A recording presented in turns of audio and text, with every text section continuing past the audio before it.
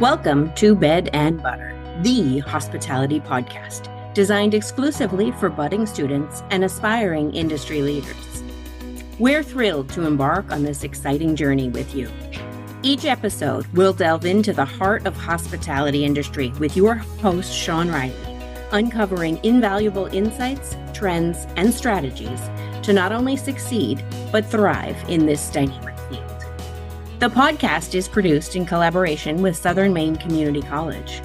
Listen to national leaders highlight opportunities for the active hospitality professional, students of SMCC's Culinary Arts program, as well as the L. Joe Van Wy School of Hospitality.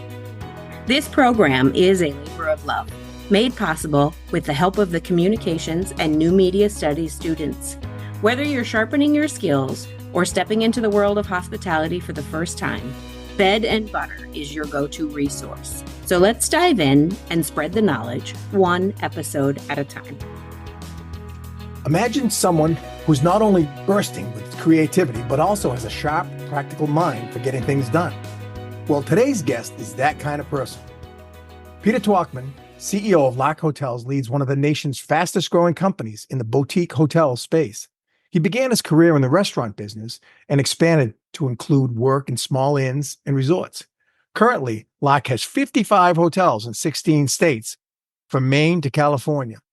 Let's learn what boutique hotels are all about and how a teenage busboy became a CEO while maintaining his core values. Hey, Peter, how you doing?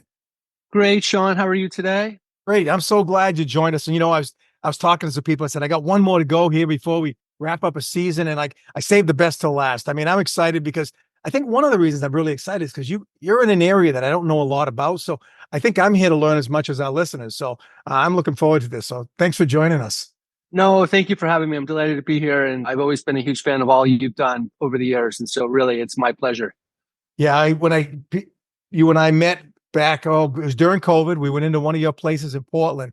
And I just said, this is a guy I got to know more about. I mean, you got a career and you're in an area it's a great area. So we'll talk about your career a little bit. I'll ask you some questions. Okay. We'll get the audience excited and maybe you'll have some new people coming to work for your team.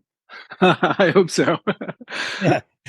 So Pete, why don't you tell me a little bit about your career, a brief history of your career, and then we'll really dig into where you are today in the last 10 years or so. But Okay. Sort of the 2-minute rundown there is I grew up in a small town, Wilmington, Vermont. It's just my mom, my brother, and I. And my mom worked all the time, obviously home taking care of us as well. But we had few resources. But what we did have is access to a very robust, small but robust tourist town. Lots of small inns, lots of small restaurants, all independents, no flag in town anywhere. So we had to work as kids, and my brother went in the back of the house. I pretty quickly realized as a kid I could bus tables, make twice the money, work half the hours. So my career was up through F&B, always having to work, kind of always in the front of the house. Put myself through college, waiting tables, bussing tables, quickly got into restaurant management, floor management, and found that I had a bit of a knack for it. And so it was sort of a GM in my kind of mid to late 20s.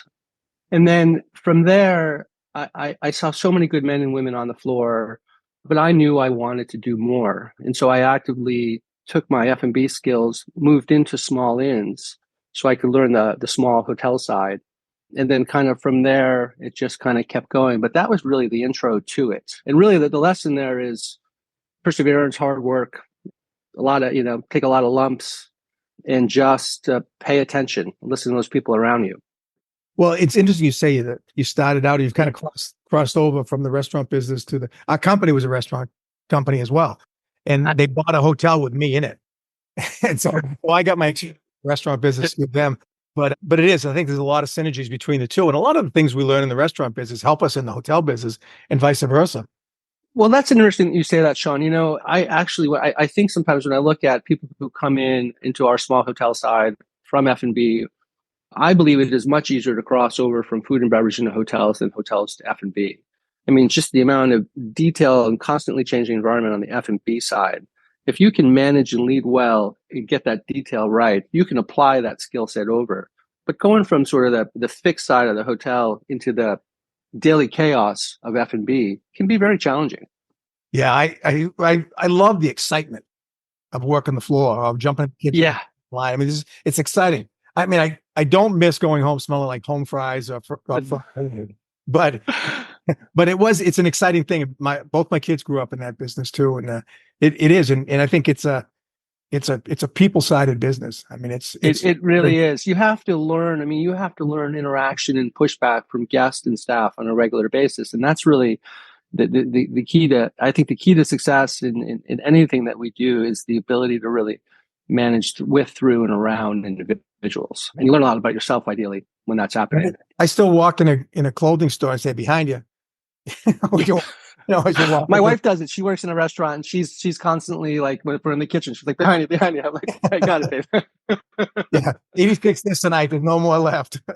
That's right.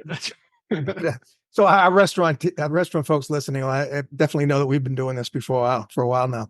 So what kind of made the transition from the restaurant more into the inns and the hotels? I mean, obviously you wanted something different, and Yeah, I think I always knew a couple of things. I always knew that I was probably not a guy to climb a traditional corporate ladder. I balk at ties and suits on a regular basis. I didn't want to shave my face. And so I knew I needed some other outlet to explore my career, explore my work, be in a place where people would take me sort of for who I was. And the independent world just seemed to fit a little bit more. What I liked about kind of the hotel side was just much more dynamic. It wasn't just constant F&B operations on a daily basis. And I love food and beverage, to your point as well. But I really wanted to understand sort of the room side early on. I wanted to understand the capital side, the debt side, the facility structure side. And so I just wanted more. And in order to do that, I needed bigger projects to sort of take on, or the opportunity to step into them and learn them in particular. so I noticed you in your career you went to Migas, which is a great company in Maine. You started you worked your way up there. You were like 10 years, I think, Mm-hmm. and then kind of groomed you for the role you're in now. So what is the difference between the Migas and Lark? I mean, there's similarities in there. Yeah, there's great similarities. And I had, to your point, 10 years, almost 11 years with Migas. I think one of the similarities and really the early lessons that I learned from Tim Porta is he just focused on people. And for me, I had to sort of claw my way through a little bit in my early career, and you would be in environments where people were getting run over a little bit. That's not what it was like at Migas at all. It was this sense of patience and kindness and perseverance to get the best out of people, to take people for who they are. Migas certainly focuses more on sort of main destination, a little more resort type property. And Lark really focused on early on in design driven location. And so those are sort of the big kind of company differences in terms of property sets. But from a core value perspective, they're really both very similar. And I wouldn't have come over and worked if I didn't feel that way anyway, because really at the end of the day, all we have is who we are and what we've done and the people we've touched along the way. And if we can keep our soul through all of this craziness, then we've actually done the right thing and taking good care of people. Well, I love hearing that. That's near and dear to my heart too. Is the taking care of people, and I think what's interesting to me is a lot of folks that we've talked with, we associate with people we know and like, that we believe in. It's really neat to hear you say the same things that I've said along, and it's nice to know that there's a lot of us out there, and it's great that this podcast can recognize them. So you mentioned Lark now. So Lark, take me through that. That's a really interesting space. And when I say a space is, I have we have bigger hotels, we have branded hotels, we have some interest in, independent hotels, but you've really zeroed in an area like boutique as one, but I think it goes a lot deeper than that. Can you tell us about that? Yeah, so Lark is a lot of things. Today we are on the front facing, we are a management company. We manage 55 assets. We own or have ownership in half of those. We operate in 16 states. Early on, Lark started as a disruptor market, really moving small assets into a new rate class, really through design. And so if a rate class was at 269 before, there was a sweet spot at 389. And so it was able to kind of move those rates up. But what it really did was to show that you can actually produce and make small assets an even more viable business than they were sort of in the past. So we're a management company, we're an asset company, We raise equity, and so we've got sort of financial backing as well. So we chase capital. We're a design company also. We design anything that falls under our Lark brand, and we're a brand and marketing company. So Lark Hotels is a subset of assets that focuses on design, and then within that, we've created a few other products. One called Blind Tiger. We have 4 of those assets now, and the idea of those is that you're kind of in your best friend's sort of house, and they're really in the know. You can get really comfortable, great common space, sort of open pantries, and a team on the ground. We refer to them as hosts who really know what's happening in the local community. We send them out, they get to dine, they do other pieces, and so that they're dialed in. We created a product called Bluebird coming out of COVID, really to go after sort of purpose-built locations, old ski lodges, hotels, and not to have so much about the destination, but the sort of the travels between. So we were your space as you were on the road, bringing back that sort of road trip, family trip. And this really sort of allowed movement into sort of secondary markets, particularly coming out of COVID. And then we've got a product called AWOL. And really AWOL is about sort of design that is particular to the location we're in. So if you're in Tall Pines, it all feels like Tall Pines. If you're in Sand area, it feels like sort of beach and sand. If you're up in the mountains, the design will be sort of more mountain. Sort of key components is theirs. They all have private outdoor or semi-private outdoor space. But again, all of these sort of fit into our larger design and sort of service mold. I think it's interesting that, a lot of times not in your space, but if you need to get to a certain size to become profitable. And that's where there's a break-even point. People start out with a 60-room hotel, then they got to be an 80, then they got to be 100. There are people saying, I have 120, 130. You're kind of reversing that trend. And when I went into your place and when I've gone online and searched it, which I recommend people look you up online to visit the beauty of your hotels, but it is different. And if you're getting 389, 489, 589, those kind of things, you don't need 100 rooms. And actually, frankly, you're going to take away from what you really seem to be preaching. That's right. I think what's interesting is one, even 389, 489, 589 are deals these days as well, right? We know that over the last few years, rates have really moved. And so some of these places can push, sort of almost silly dollars. But I think to your point on people go to bigger assets, because many times they think it's about the top line. And sure, we have to drive top line. But to me, it's about, particularly as we grow and we build, it's about process, it's about structure, it's about education, it's about learning to manage the middle as much as it is about top line. But even more so, it's about keeping good people, driving that guest experience, return rates, lowering attrition, and having the employee feel like they are truly valued and part of that location and have opportunity to grow and learn and develop in those. Because as you know really well, good long-term teams drive good long-term results. Yeah, that's absolutely true. And I think you when I visited, I remember seeing a gal there who I think she was the general manager. She was climbing up, she was changing a light bulb. And I saw a little while later, she's going through and taking in an order. And it was neat that they were all inclusive. It wasn't like, it's not my job. It was like, this is my home and I'm going to fix the things that I need to fix. And that was an interesting take on that. Yeah. Well, I'm glad you got to see that sort of, and that's just kind of, how they work. And one, in a small asset, you have to do more. But I think in small assets in particular, where success comes from is being a good generalist. One, willing to do anything. Two, learn anything. Take it on, explore it, see if you can kind of figure it out.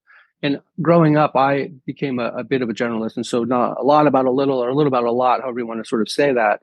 And then we become a little more specialized.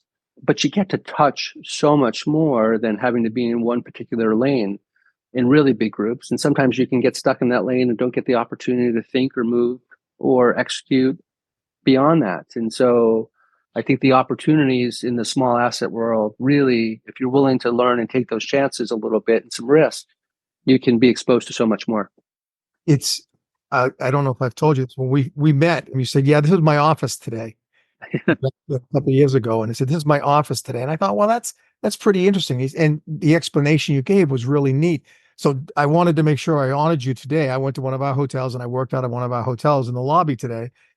We'll talk to people, saw some things I should have seen that I needed to see. Got to see people, which was really good. So I did learn from it. But talk about that. I mean, you've said your offices are Amesbury, I think. Yeah, we have got we moved our corporate, quote unquote, corporate office to Portsmouth, New Hampshire, but it was in Amesbury at the time when we met. I'm actually sitting in the space when we met a couple years ago and talked. That's really sort of funny.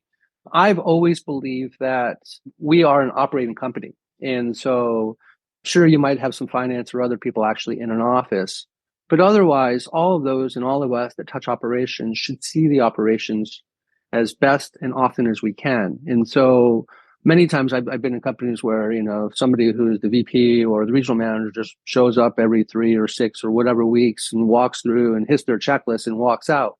Well, one, we always know they're coming. Two, so the place kind of looks as it is. I think working in, you get to hear the conversations to the side. You get to see what guests see. You get to hear their excitement. You get to hear the small comments. You just see more. And by just showing up and being present, things run better. They just do, because you've got this expectation that we are around and ideally catching all the good things, right? But correcting those small things that need correction in the moment that might slip by us or not get seen, to your point, because we're not there. We're not around. Yeah. Well, so you impacted my life in that, and I have done that more often. And we've brought in a new person on our team who's a president. And actually, I listened to your podcast this morning, one that you recently did with someone else, and you talked about the transition of a owner CEO. And I'm not the owner of the whole shebang here, but I'm a part owner. But that whole idea and some of the things you said relative to, learning and when it's time to take on someone else who can maybe take a little bit more of the operation. And again, this is high level stuff. So some of our newer, younger people might not get it, but it's great to be exposed that, even someone at my age is learning something from someone like you at your young age. And, but just talk a little bit about that. I thought that was a really interesting conversation. Yeah. It is, Sean. And one, I think to your point, just the other point about learning, I love that you keep identifying what you're learning as you're moving forward. And I hope to continue to do that as well. We certainly need to keep our minds open to that growth set, because otherwise we're just stale and stagnant, right? And if we're not learning, we should get out of the way. But I believe if there's a founder, an owner, but somebody who's spent more at the front, and there always comes a time in a business when maybe they can't do it all. And so I've always believed and through my experience that that founder, that creator is really good at something because they had the vision and the capacity and the drive to create it and put it together and get it to wherever it's gotten. But nobody can do it all. And so at some point they need to step back and say, what do I do best? And who complements me and the business and can take on the pieces that I don't take on well? And can I let go of that enough to allow that person to do what they need to do? I think those are sort of the key pieces that have to work together. I'm learning that as I go, and some of it's pretty relieving. I ironically, when we brought on this gentleman, I've known for years, and he fits the culture, and I think that's the number one thing. And I'm sure that's the key. Chosen, you had to fit; they had to fit you, and you had to fit them, and he does for me. But I was struggling sleeping. I never did the prescription stuff, but melatonin, and I was taking more than I probably should. I hired him. And I haven't taken one since. I called him. Isn't that amazing? He's my melatonin.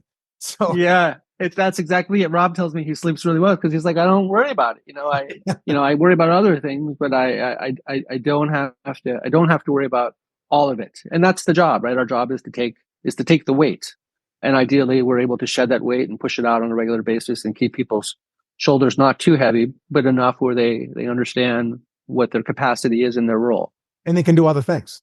That's right. Which could benefit both parties. So tell me, I admire you as a business person and what you've accomplished. You 55 hotels. You were like 20 just a few years when we met, I think.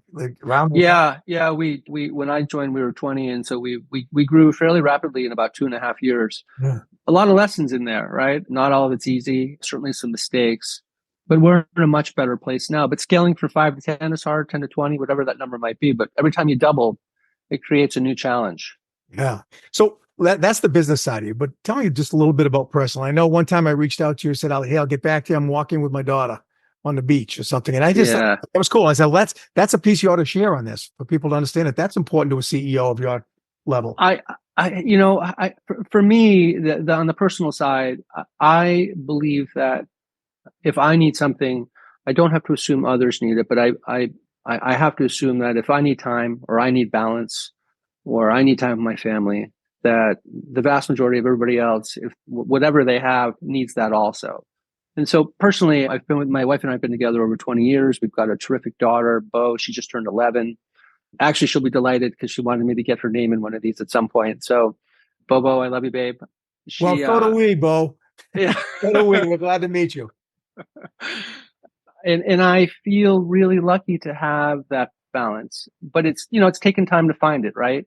But I live in Portland. I moved up here in '89 after high school for college, and Portland really became my home pretty quickly. And so I really cherish my ability to turn my head on at work and stay wildly focused and work diligently and hopefully in a smart way. And then to have the capacity to get home and turn it off and give my family and the ones I love and my friends all of my undivided attention. But I practice that all the time. So whomever I'm with in any conversation that I have in any moment, I shut off every other distraction. I find that I work better, I work smarter that way, I'm more efficient that way versus trying to do 2, 3, 4 times, phones ringing, whatever else. I just shut it all off. I don't have notifications on, I don't have beeps, I don't have ringers. I don't want somebody or something telling me I have to put my head somewhere else when my attention is being given to something else in the moment. So everybody ought to pay attention that you're looking at me. We're focused. We're paying attention. We're giving it to the audience. So thank you for that. So you have success. Yeah. I mean, you at some level of success, but what kind of success habits have you developed that have allowed you to become successful like you are? Ooh, that's a good question. I would say there's a few. I'm not afraid to fail. I'm still not afraid to fail. Early on I had a really high risk tolerance because I had nothing to lose at all. I still think you have to have that. I think that's important because if you're not willing to take some risk, I I look for places of discomfort still. Those are harder to find. I think they're probably harder to find for you as well. But you found that even thinking about somebody to quote unquote replace you, right? To sort of pass the baton. So I think we need to find ways to make ourselves uncomfortable because that's where we get really well. I I have little tolerance for stagnation or just comfort all day long. I was talking to somebody not long ago and they were telling me that they don't ever really have any challenges and they've got everything figured out. And I said, how can that be? And they said, well, I just, this life goes really well. And I said, well, do you take any risks? And they said, well, not really. And I said, so I think success, takes a level of risk. It takes a level of drive. It takes a level of letting the ego go. So it's really, to me, that's a big one. We have to have enough ego on one side to keep us pushing, but we also have to, I think, over time, learn to let it go so that we actually learn and recognize that we can't do it alone. And so for me, for my greatest sort of piece of success has really been learning to foster and drive and build the relationships that I have and ultimately push people to be honest about where they are and to provide a safe, open, respectful environment where they can take a risk to share what they're worried about for no fear of reprisal and actually get to the root of what they need. And then we get better together. And so for me, that's a big piece of sort of the successful mark in driving teams together, that level of vulnerability. Well, I'm gonna play this right after we're done. I want to hear that again, and I want that to sink into me. That really is insightful. So you have a chance now. Our audience are probably the younger professionals, people who want to be professionals. They might be going to high school and want to be getting early in the business. Then they might be in college somewhere, at SMCC, Hudson or Cornell, or they may be people who are working in our fields in early leadership roles. What are you going to say to them? What can you say to them? They're going to say, here, this is what if I wish someone had told me these things when I was younger. Listen more. I ask the why, ask good questions, be curious. You have to do the job before you get the next job. I would say that learn the metrics. Data is instrumental to moving a business forward. So learn the basics early on. Don't recognize or don't think you know it all because none of us do. It's continually learning in our business. If you beat customer expectations, you'll win their loyalty. So don't just do what is expected, exceed what is expected in our work and what we deliver and what we give. And, this is one more for leaders, but I think it resonates. Your leaders will give you 100% professionalism if you nurture them personally. And so for a young person, look to find somebody that can nurture you, find somebody to mentor you, ask them, share with them, be open, be honest, take risk, and open yourself up. Don't protect yourself so much. It's okay to have faults. I talk each time I talk to young folks. One of the things I say is, it's okay to raise your hand and ask for something more, because if you're not going to take a risk to raise your hand, and it's not saying it the same way as you, but that really is, you have to raise your hand, and if you raise your hand enough, even if you fall down, you're going to stop someone's going to keep looking at you. That's right. You asked them early on and kind of sort of drive to success. I volunteered for everything. Yeah. I said, I'll do it. And many times they're like, you can't. And I was like, I'll figure it out. I'll try. But that's just it. Raise your hand, ask the question, raise your hand, step into it, be noticed. Yeah. And I think something else you mentioned that really is important to me is you got to care about people. And you can care about someone. If you're washing dishes, you can help that bus person's life and make it better. Or if you're a cook, you can make the service better. And if you're a housekeeper, you can do things. So I think, it really is it's pretty basic business. And we're pretty basic things. And we just happen to have fallen into the right places, but we raised our hand, we moved forward, and now we want to give back. And I appreciate giving back to our audience today and giving you time. And I know you got stuff in 16 states and 55 hotels, and amazing, but you're giving back to our group. So thank you so much for this time. Yeah, thank you for having me, Sean. Thank you for joining us for another episode of Bed and Butter, the hospitality podcast produced in partnership with Southern Maine Community College. Make sure you're subscribed to the podcast so that you don't miss any episodes, and have a butterful day.